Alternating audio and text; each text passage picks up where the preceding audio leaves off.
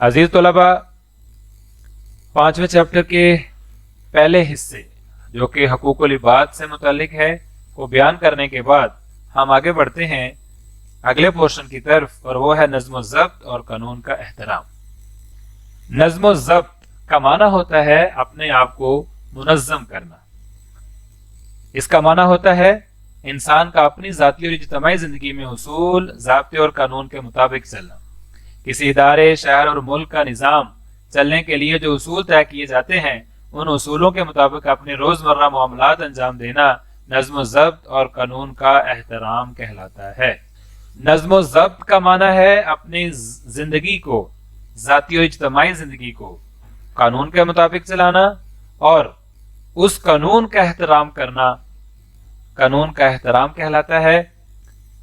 تو اب ہم دیکھتے ہیں کہ کس طرح نظم و ضبط اور قانون کا احترام کرنے سے ایک معاشرے میں حسن پیدا ہوتا ہے۔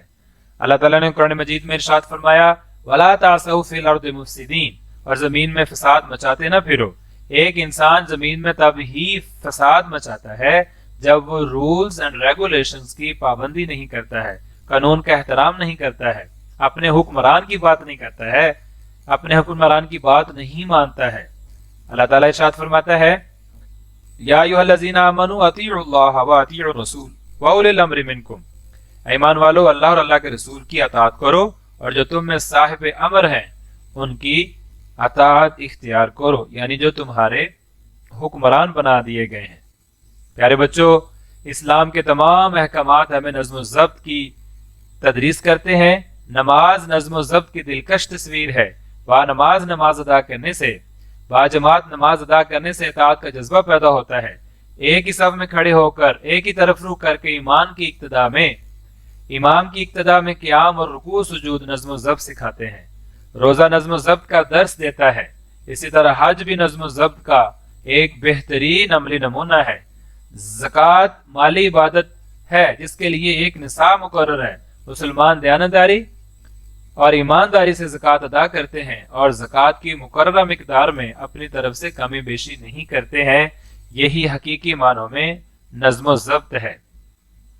آپ صلی اللہ علیہ وسلم نے اپنی ساری زندگی نظم و ضبط کو مد نظر رکھا اور قانون کا احترام سکھایا۔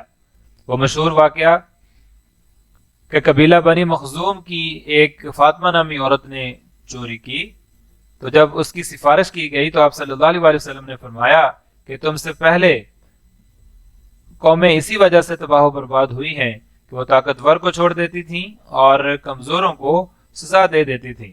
اس کی جگہ پہ میری بیٹی اگر فاطمہ بھی ہوتی تو اس کو بھی یہی سزا ملتی۔ تو اسی حوالے سے اگر ہم سبق کی طرف توجہ کریں تو یہ بات اور حقیقت واضح کرتی ہے کہ جہاں پہ آپ صلی اللہ علیہ وسلم کا یہ اسوہ حسنہ ہمارے پاس ہے، اسی طرح صحابہ کرام جب خلیفہ بنے، خلافت کی مسند پہ بیٹھے تو کس طرح انہوں نے عدل کو مد نظر رکھا، قانون کی پاسداری کی اور اسلام کو صحیح معنوں میں لوگوں تک پہنچایا۔ عزیز طلباء، معاشرے کی ترقی اور فلاح و بہبود کے لیے قانون کا احترام کرنا اور نظم و ضبط کی پابندی کرنا بے حد ضروری ہے۔ ایک قوم جب نظم و ضبط اور قانون کا احترام نہیں کرتی ہے تو وہ کسی طور پر بھی زندہ اور باوقار قوم نہیں ہو سکتی ہے۔